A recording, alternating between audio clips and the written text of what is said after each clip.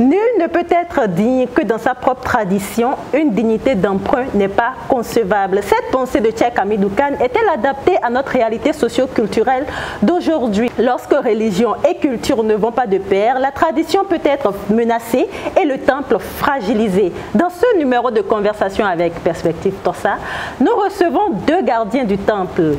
Micheline Adjovi, défenseur de la culture vaudou, écrivaine et auteure de plusieurs ouvrages, notamment Vaudou, la forteresse d'espérance, un livre qui sera longuement cité dans cette émission. Notre deuxième invité est également gardien du temple, mais d'un autre temple cette fois-ci.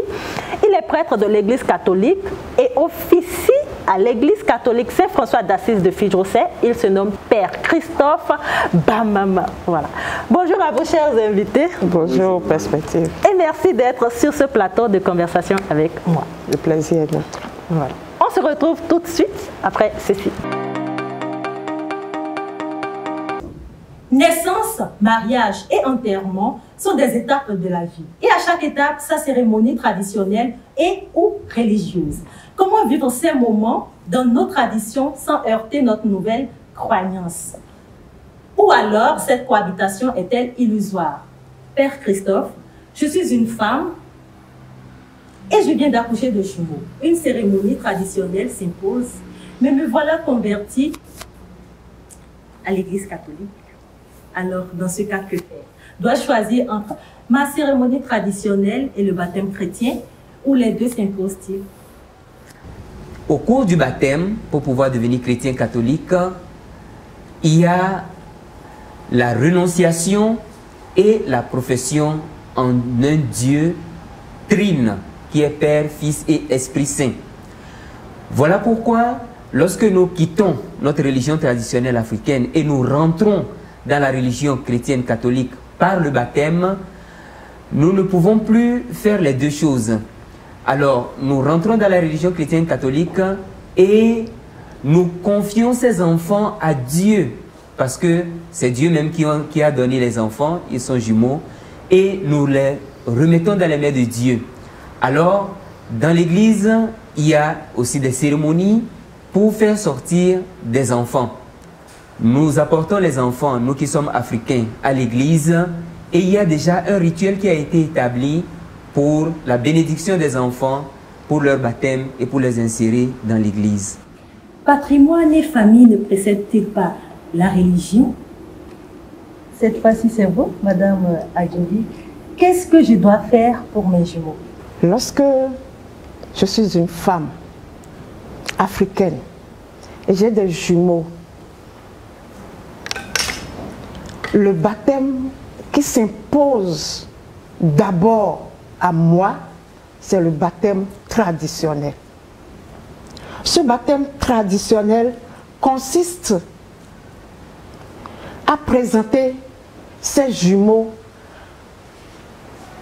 aux ancêtres de qui je dérive.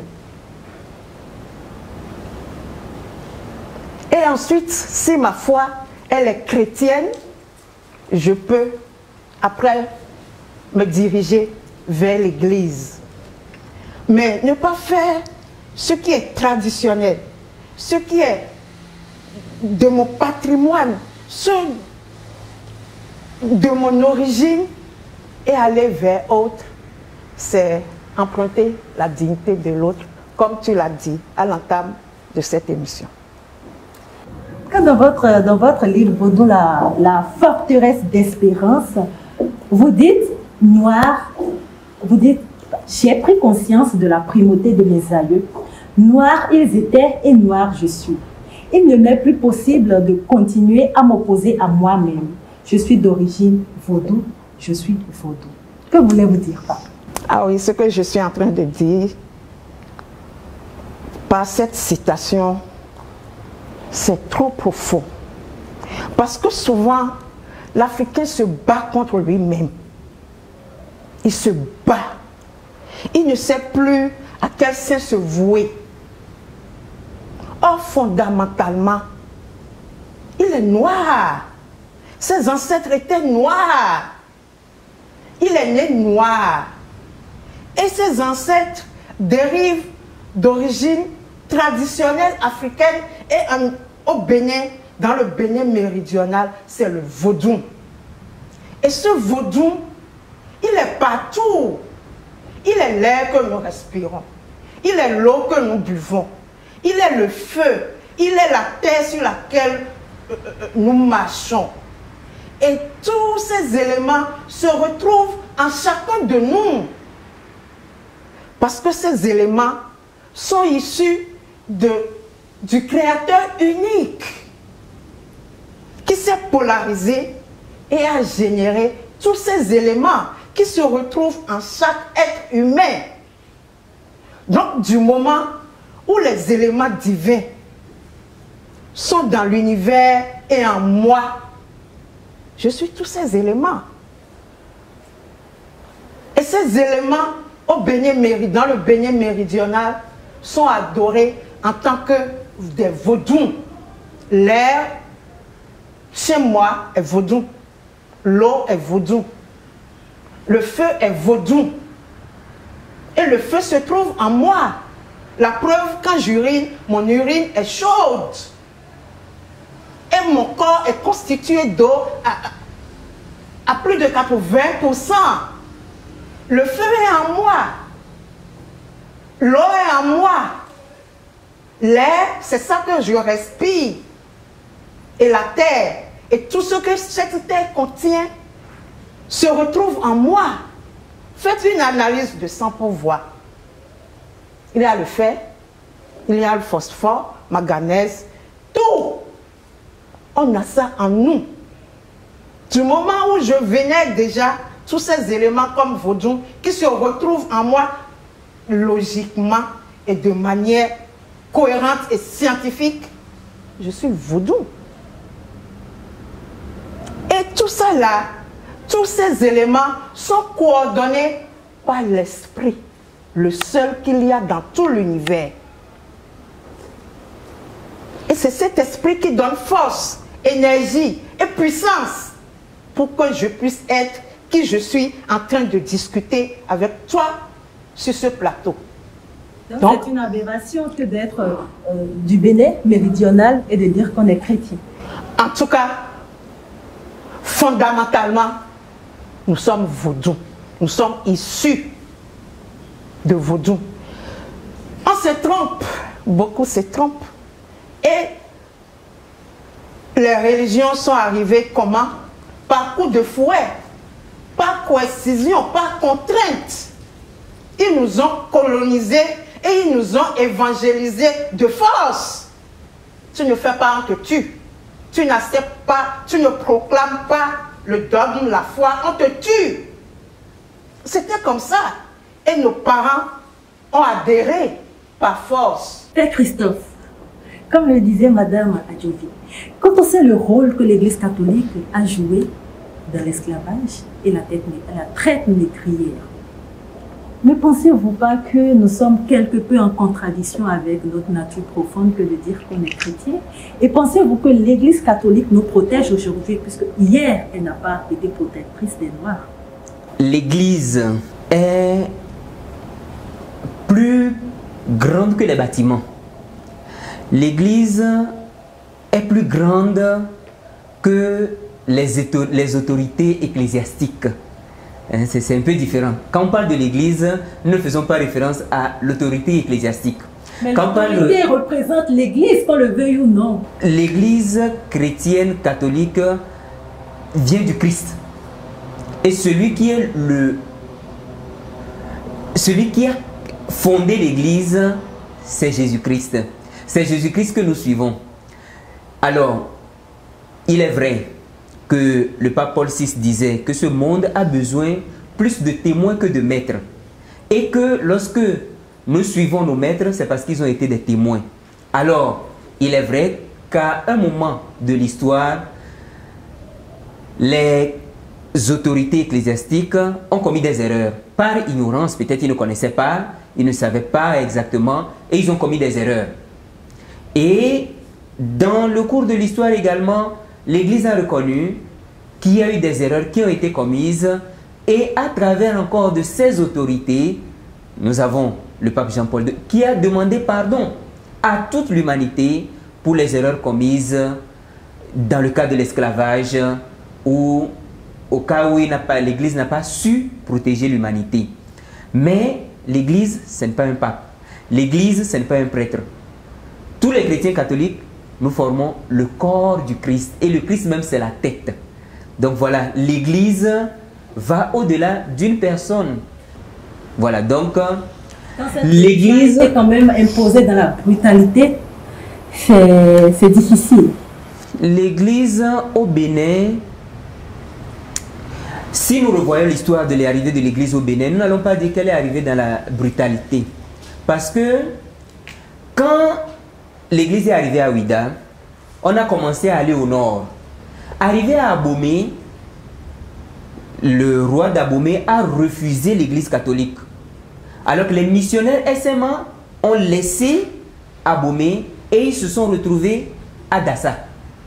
Ce n'est qu'après que l'Église est revenue à Abomey.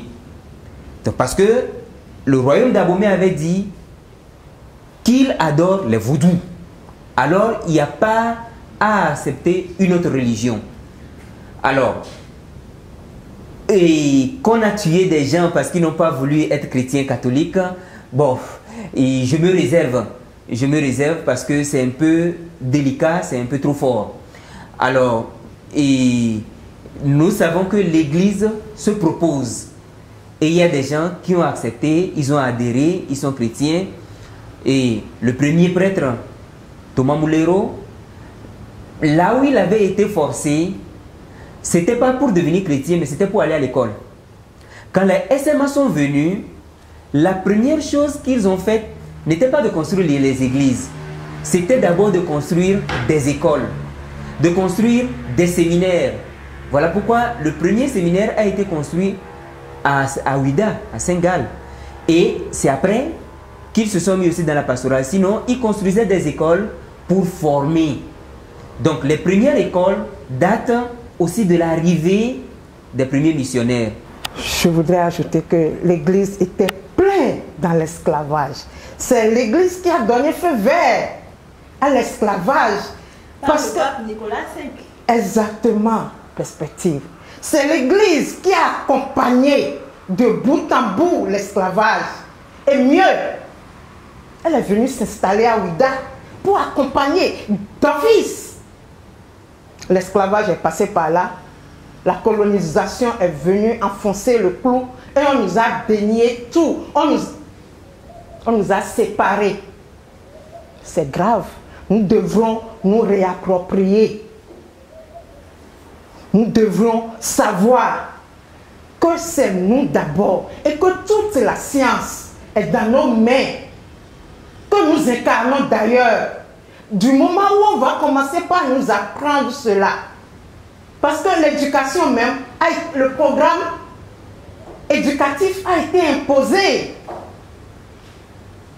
Lorsque nous allons oser réformer notre système éducatif et apprendre à l'enfant qui il est de manière intrinsèque, vous allez voir comment les choses vont évoluer. Nous devons prendre conscience de notre être véritable pour nous affirmer. Chacun de nous est unique. Notre spiritualité, parce que l'Afrique ne fait que la spiritualité. L'Afrique ne connaît pas de religion. La religion est venue d'ailleurs pour s'imposer. Après tant de génocides, après tant de tueries, après tant de massacres. C'est la spiritualité et nous l'avons appropriée selon notre culture. Et dans le Bénin méridional, on parle de vaudou, qui n'est que la science. C'est une science. Parce que dans la cosmogonie vaudou, tout est ordonné. C'est la hiérarchie, c'est l'ordre. Tu ajoutes l'esprit et l'électricité au magnétisme, tu as l'énergie électromagnétique. C'est science. Et c'est cette science qui a tout créé. Ce n'est que ces deux forces qui ont tout créé. Et on nous dit que c'est diable. Et c'est de cette science-là qu'ils s'inspirent pour créer, pour que nous consommions. Et nous ne sommes que des consommateurs, c'est grave. Nous devrons quitter ce paradigme et être nous-mêmes. Aucun peuple ne peut se développer dans la religion de l'oppresseur. C'est pas possible. C'est pas possible. Nous devrons revenir à la maison. Nous ne pouvons rien créer. Eux, ils continuent de créer, non? Qu'est-ce que l'Africain crée? Alors que hier, voyez notre riche civilisation. C'est nous qui avons tout. Aujourd'hui, on parle de troubles de mémoire. Quelle mémoire? La mémoire ne meurt pas. On nous a détournés. Il faut que nous revenions pour être nous-mêmes. Et moi, j'ai grand espoir. J'ai grand espoir que nous allons revenir. Parce que la jeunesse commence pas à comprendre. Il faut que nous revenions pour être nous-mêmes. Père Christophe, qu'est-ce que vous avez à dire? On tend vers la fin de cette émission. Voilà, merci beaucoup. Moi, je dirais que si nous voyons notre spiritualité comme une imposition, ou tout ce que Madame Micheline vient de dire à propos de l'imposition de l'Église, nous sommes en train de voir un seul côté. Et c'est plus large. C'est plus large. Il est vrai qu'il y a eu la colonisation qui n'était pas faite par l'Église, c'était par l'Europe, bien qu'ils sont chrétiens. C'est-à-dire, c'est comme vous dites, on est africain et on a notre spiritualité. Ils sont européens, mais ils ont la religion. Donc, c'est deux choses différentes. Alors, quand ils sont venus coloniser, mais pendant l'esclavage, qui vendait les frères? Nous-mêmes, moi je pense que le problème est humain. Nous-mêmes aussi, nous avons notre part de responsabilité en tant qu'être humain qui n'est pas parfait, qui a ses parties bonnes et qui a aussi ses parties négatives. D'abord, je voudrais commencer par dire que lorsque les Européens ont franchi la côte africaine, ils n'ont pas vu un marché d'esclaves. Il n'y en avait pas. Il n'y avait aucun marché d'esclaves.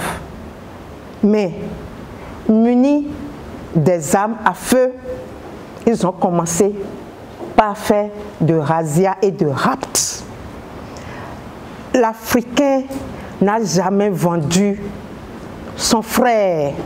C'est eux qui sont venus avec cette idée. Il n'y avait pas de marché d'esclaves.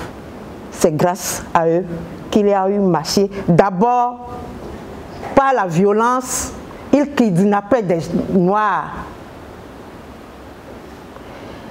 Ils sont allés vers les rois. Si tu n'acceptes pas, on te tue. Et ils ont créé la psychose et la peur. Donc, pour continuer de vivre, il vaut mieux faire ce qu'ils veulent. Si nous voulons parler au même niveau que les autres, nous devrons revenir à nous et utiliser notre science pour créer. L'heure n'est plus aux accusations. Il faut connaître l'histoire, s'inspirer du passé pour construire l'avenir. On aura compris. Merci de nous avoir suivis et à très bientôt sur Focus 229.